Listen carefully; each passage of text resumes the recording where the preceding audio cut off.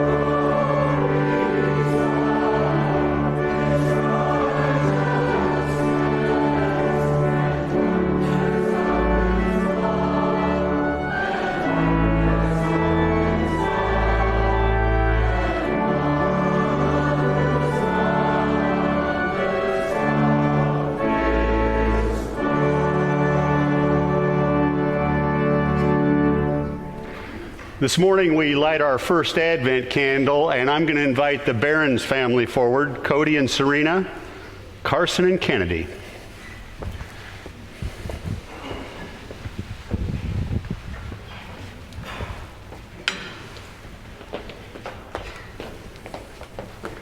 Tighten that back up. Yeah, go ahead. Yeah. The lighting of the first candle on Advent wreath symbolizes hope. marking the beginning of our Advent season. As the flickering flame illuminates the darkness, it serves as a powerful reminder of the hope that Christ's birth brings to the world. This candle, often referred to as the prophet's candle, represents the anticipation of the Messiah's coming, fulfilling all the prophecies of the Old Testament. And now we begin our service in the name of the Father, and of the Son, and of the Holy Spirit. Amen. Please join me in prayer. God of all mercy and consolation, come to the help of our people, turning us from our sin to live for you alone.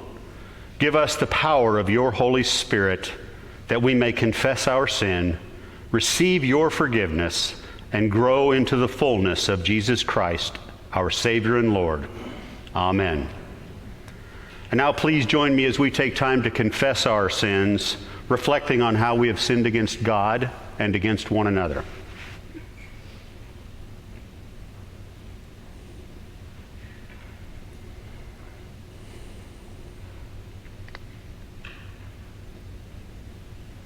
And now please join me as we pray together, acknowledging our sin and turning to God for forgiveness.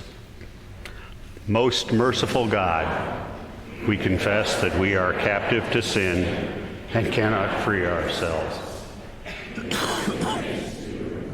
Word and deed, by what we have done and by what we have left undone. We have not loved you with our whole heart. We have not loved our neighbors as ourselves. For the sake of your Son, Jesus Christ, have mercy on us. Forgive us, renew us, and lead us, so that we may delight in your will and walk in your ways, to the glory of your holy name. Amen. In the mercy of Almighty God, Jesus Christ was given to die for us, and for his sake, God forgives us all our sins. As a called and ordained minister of the Church of Christ, and by his authority, I therefore declare to you the entire forgiveness of all your sins in the name of the Father, and of the Son, and of the Holy Spirit. Amen. The grace of our Lord Jesus Christ, the love of God, and the communion of the Holy Spirit be with you all. And also with you. In peace, let us pray to the Lord.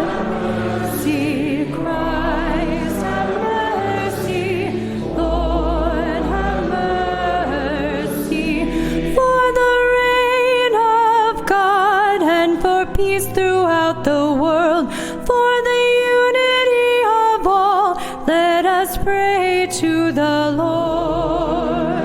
Mercy, Christ, have mercy, Lord, have mercy. For your people here who have come to give you praise, for the strength to live your word, let us pray to the Lord. Mercy, Christ, have mercy, Lord, have mercy. Help, save, and defend us, O God.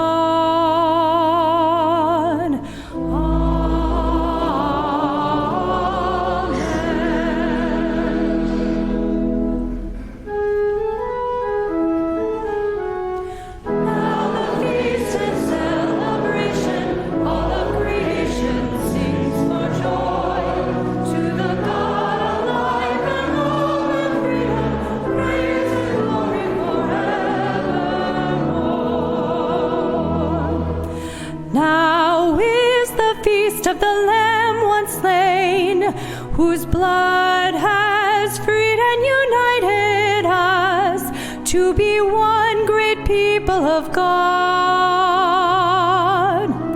Now the feast and celebration, all of creation sings for joy to the God of life and love and freedom, praise and glory forevermore. Power and riches, wisdom and might, all honor and glory to Christ forever. Now the feast and celebration, all of creation sings for joy to the God of life and love and freedom, praise and glory forevermore. For God has come to dwell with us, to make us people of God, to make all things new. Now the feast and celebration, all of creation sings for joy to the God of life and love and freedom, praise and glory forevermore.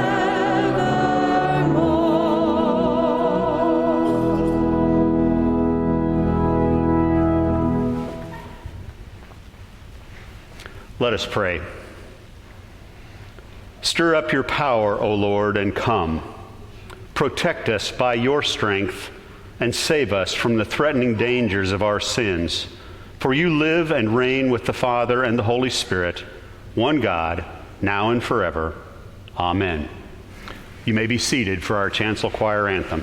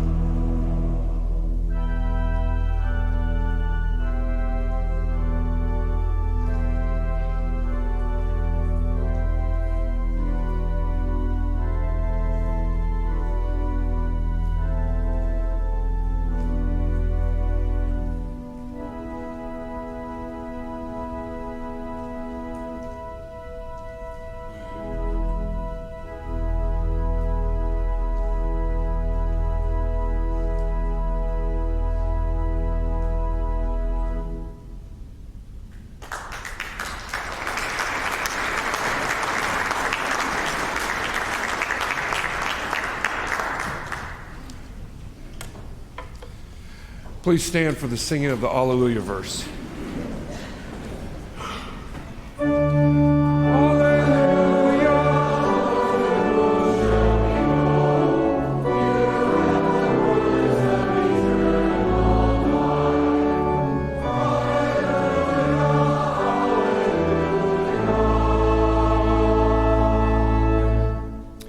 Our scripture reading today comes from Nehemiah and the Gospel of John. Nehemiah verses 8, 5 through 12. Ezra opened the book. All the people could see him because he was standing above them. And as he opened it, the people all stood up. Ezra praised the Lord, the great God. And all the people lifted their hands and responded, Amen, Amen. Then they bowed down and worshiped the Lord with their faces to the ground.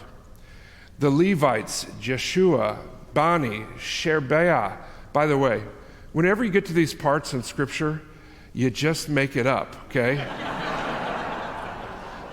All the Hebrew names are transliterations. So when they transliterated it, they did the best they could to make it sound like English. So if you do the best you can to make it sound like English, people will buy it, okay?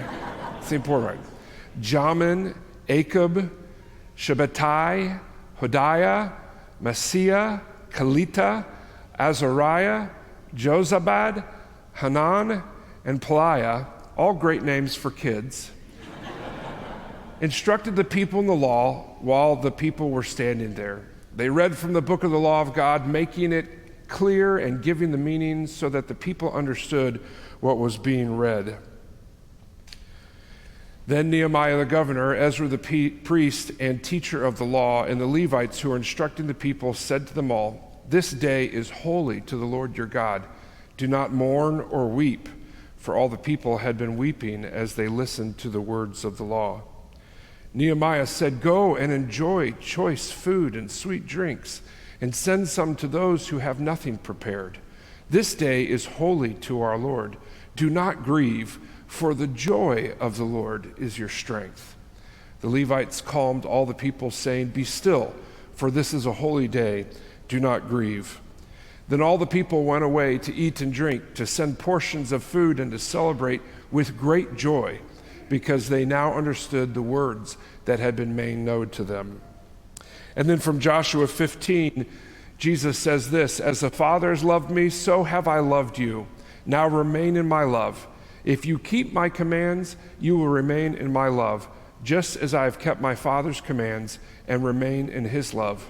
I have told you this, so that my joy may be in you, and that your joy may be complete. My command is this, love each other as I have loved you. This is the word of the Lord. You may be seated.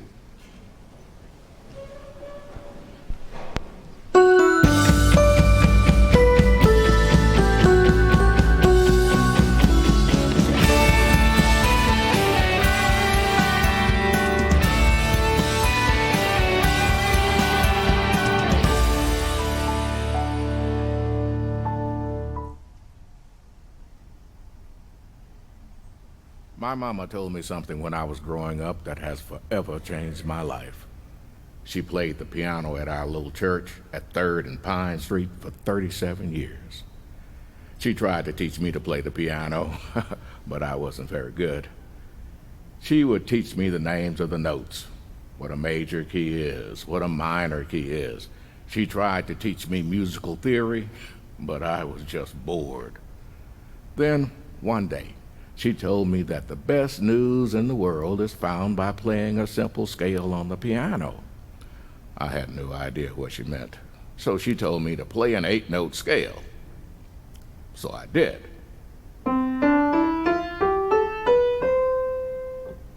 I said, "How is that good news?" And she said I played it incorrectly and that I needed to play it the other way. So I did.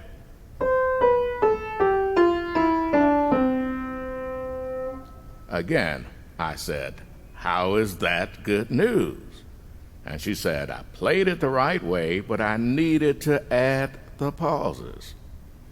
"The pauses?" She said, "The pauses.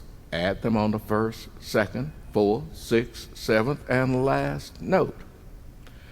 Now, I was frustrated and said, how can 8 notes with random pauses be the best news in the world? Then I got up, walked away, and went outside. Frankly, I didn't care what she was talking about. I didn't like playing the piano anyway.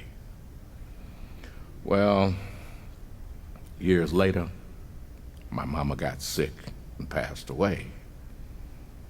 As I was thinking about her, I remembered what she told me about the piano. Not only that, I still remember the notes she told me to pause. The first, second, fourth, sixth, seventh, and last note. So I sat down at her piano and played the scale with the pauses.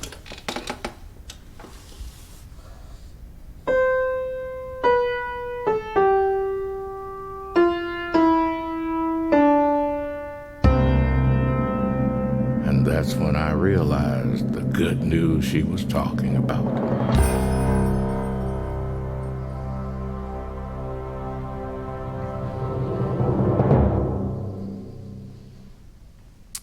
Well, good morning, everyone.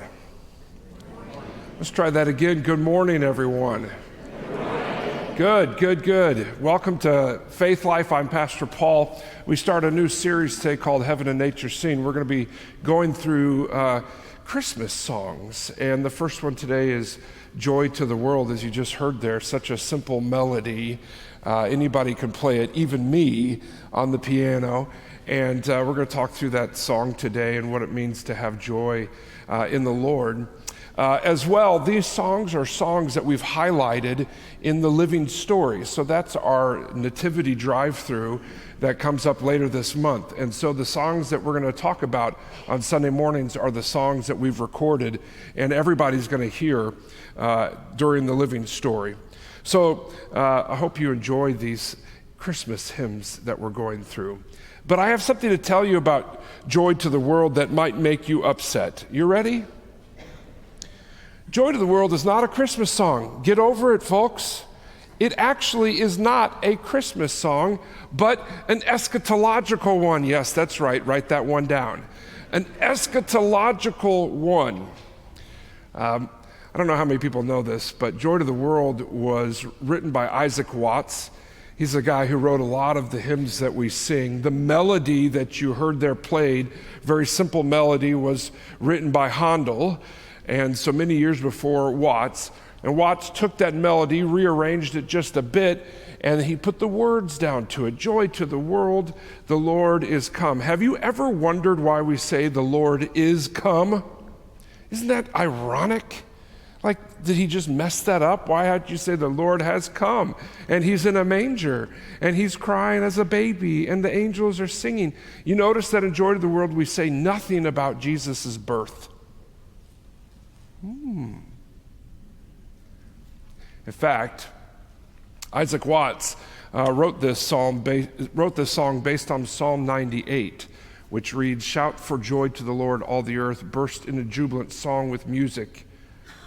He will judge the world in righteousness and the peoples with equity." He wrote this as a collection of songs based on the Psalms. And this psalm in particular talks about the judgment of the world. He's going to judge the world in righteousness and the peoples with equity. That's why you get to the final verse of Joy to the World. He rules the world with truth and grace, makes the nations prove. That's when he comes again. So eschatological means the end of the world. So this song is about the end of the world. That's exciting. I love it. Joy to the world. Jesus is coming again. You're not feeling it this morning, I could tell. All right, fine. You can live in your ignorance of Joy to the World. This is the most important Christmas song ever. In fact, all of America has done that and all the world since the 20th century. Joy to the World is the most popular and most produced Christmas carol of all time. And it's in over 1,700 hymnals. That's how popular it is. And all of them put it in the Christmas section.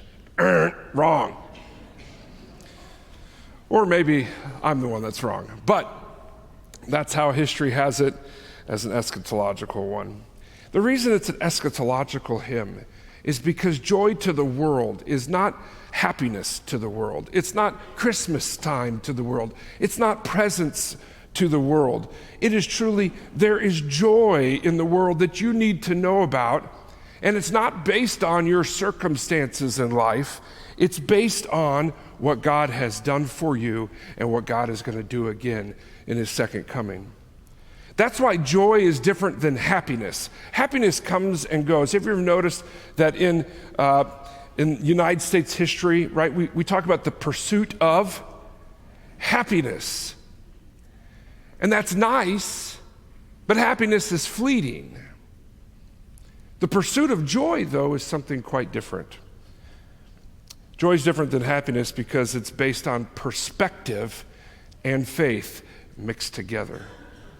Let me tell you what I mean. I brought up Nehemiah today.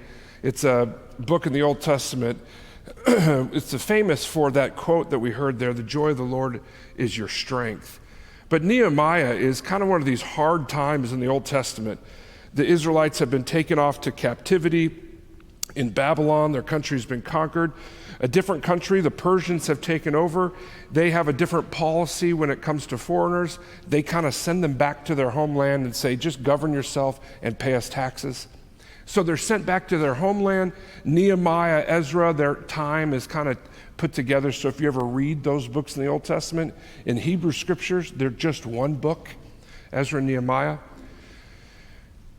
And people who remembered the temple that was destroyed by the Babylonians, when Ezra rebuilds the temple in Jerusalem, it says here in Ezra 3 that many of them wept aloud because they remember the splendor of the old temple.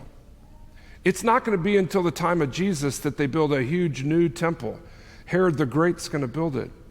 And so the people saw this new temple that Ezra built. And so I know you can't see this up here, but to kind of give you an idea, the Temple of Solomon is the little square right over here.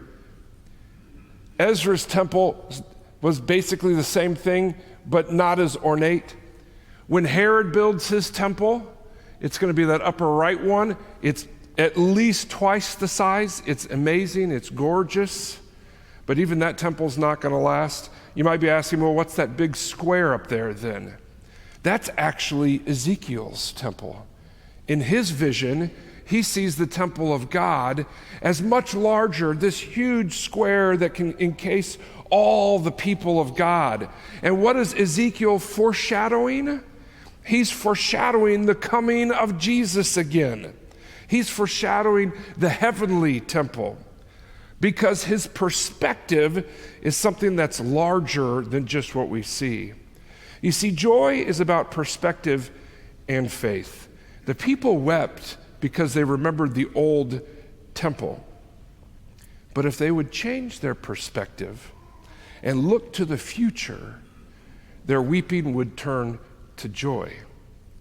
And it's the same for us as well when it comes to perspective and faith.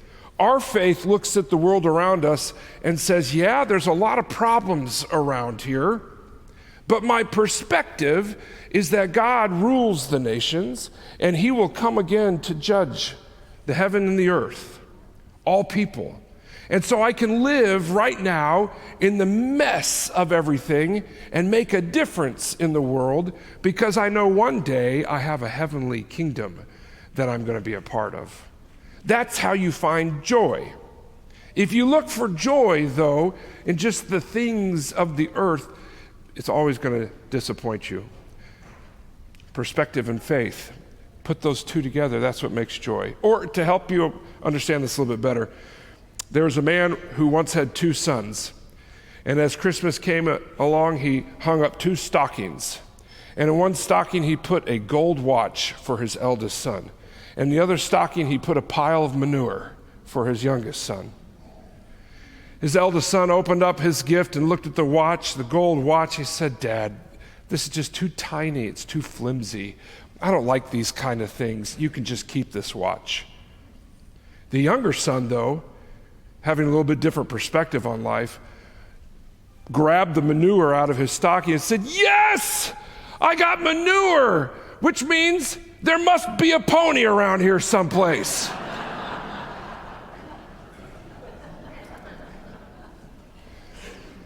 Perspective and faith. That's what the younger son had. I think there's a pony around here.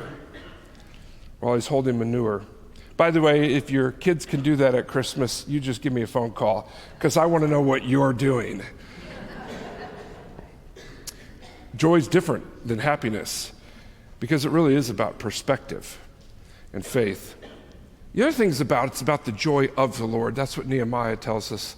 Stays holy to the Lord. Don't grieve. Don't be sad, for the joy of the Lord is your strength. You notice that Nehemiah doesn't say joy in the Lord. He says of the Lord. It's literally the Lord's joy is your strength. Well, what is that then? What is the joy of the Lord?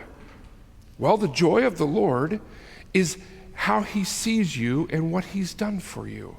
You see, so often we think the joy of the Lord is our strength, is we've got to find some joy deep down inside, and there we're going to have strength. No, the strength comes from above. It comes from God's joy over you, over God's people. In fact, Hebrews in the New Testament writes about Jesus going to the cross.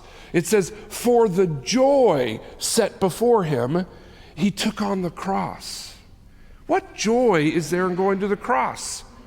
Well, the joy is in saving you. That's the joy of the Lord. He looks at you with joy, surprise. God doesn't look at you and say, what a failure. God doesn't look at you and say, oh my goodness, terrible, sinful, ugly people.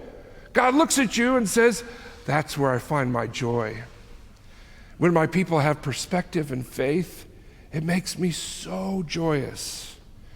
In fact, we're told that when a sinner comes to repentance, Jesus says this, the angels in heaven sing for joy. Why? Because this is one of God's people being saved.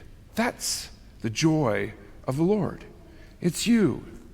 It's me. People of God. Finally, joy is different than happiness because it's based on remaining in Jesus' love. Jesus tells his disciples before he dies and rises from the grave, he says, I have told you all of this so that my joy may be in you and that your joy may be complete. If you want to have joy, you remain in Jesus' love. You remind yourself of that every day. You realize, I am loved by Jesus. That's what makes the joy of the Lord in my life complete. This Christmas season is not about the toys. It's not about the lights. It's not about all the Black Friday deals that are still going on, thank God. And we say this every year. And it's not that you can't get toys and you can't get Black Friday deals.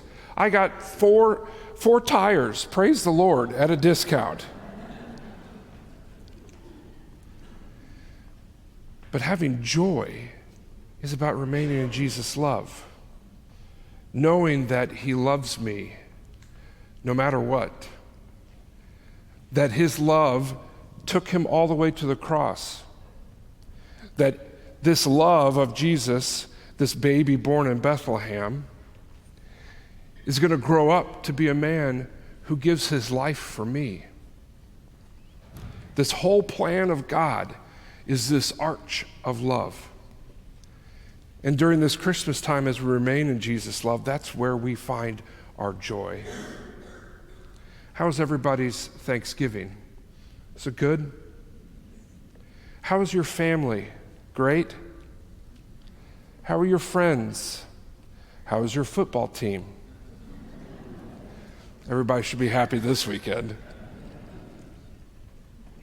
See, holiday seasons are interesting every year.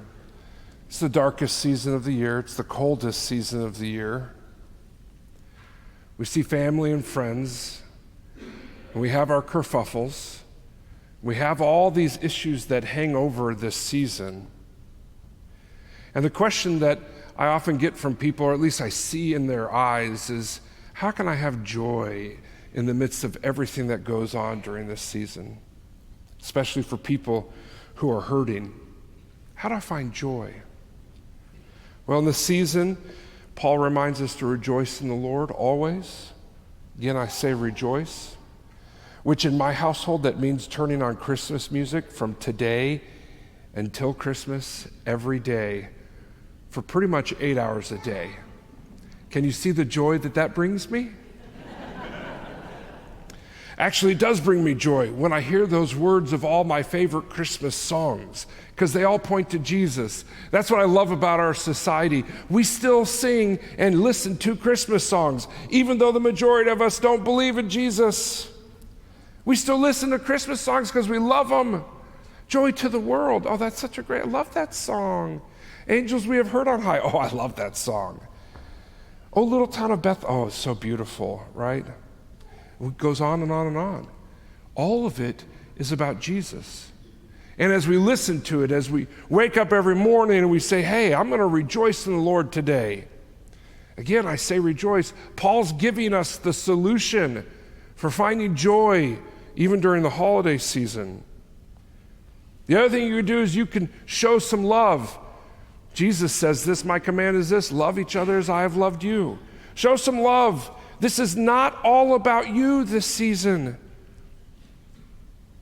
It's not. Share some love. Do something that's kind. Go out of your way to take some time to serve somebody else. I know you're busy, but show your love. And then finally, share your joy. This is the most important thing of this text, in my opinion, from Nehemiah. Joy of the Lord is your strength. And then Nehemiah and Ezra say, hey, go and enjoy choice food and sweet drink. By the way, when he says sweet drink, that means alcohol. I'm not advocating that. Nehemiah is. Go have some good food and good drink, and then send some to those who have nothing prepared. It's not just your place, it's everybody's place. Share your joy with others. It means the world. So how do you be someone who lives with joy during this holiday season? Rejoice in the Lord always. Show some love. Share your joy. This is what the world needs. It's what our friends and our neighbors need. They need to know this joy. Of course, it's all based on Jesus coming again, because Joy to the World is not a Christmas song. I return to my first point here. Joy to the World is not a Christmas song. It's an eschatological one, which means our joy comes from knowing that Jesus is coming again. Yes, this season of Advent, which started today, means to come to Advent, which means we look back to Jesus coming the first time, but we also look forward to his return. That's why verse 3 is so confusing for us when we sing it in Joy to the World, because when you think it's a Christmas song, it doesn't make sense. But when it's an eschatological one, it does. No more let sins and sorrows grow, nor thorns infest the ground. Folks, last time I checked, sin and sorrow still growing. Thorns are still infesting the ground. He comes to make his blessings flow far as the curse is found. What's the curse? Sin. When is this going to happen? When is he going to make his blessings flow as far as the curse is found? When he comes again. What he started on the cross, completed in the grave, will find its fulfillment when he comes again. That's why you can sing Joy to the World. Let's pray. Thank you, Jesus, for the joy that you give us because of your great love for us. Give us that perspective and faith mixed together so that every day we can bask in the joy of the Lord. Truly, it is our strength to face this world, this season, these days ahead. Thank you, Jesus, for showing us your love on the cross, through your resurrection, and we look to your coming again. And all God's people said, Amen.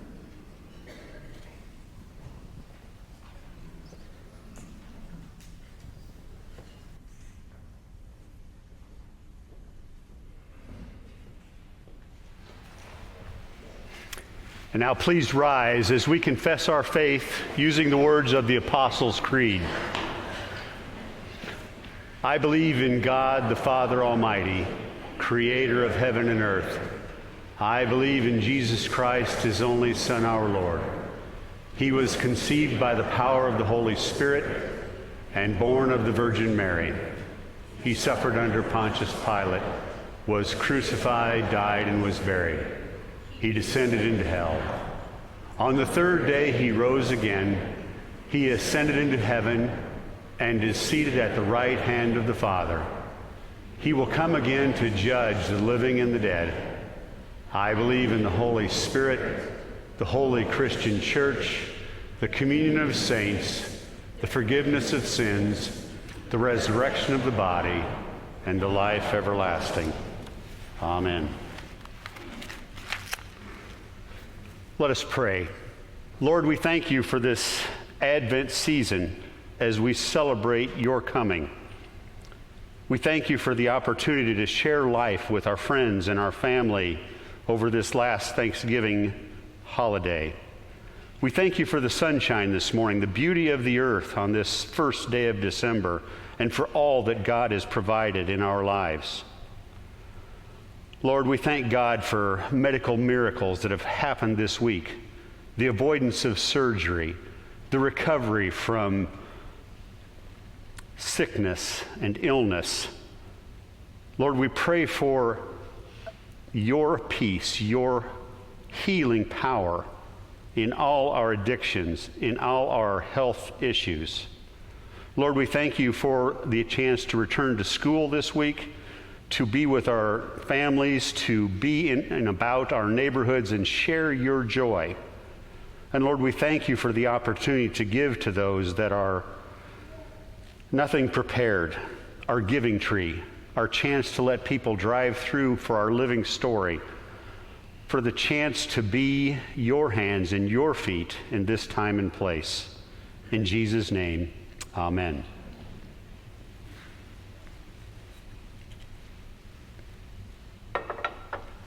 And now, taught by our Lord, we are bold to pray his prayer. Our Father, who art in heaven, hallowed be thy name. Thy kingdom come, thy will be done, on earth as it is in heaven.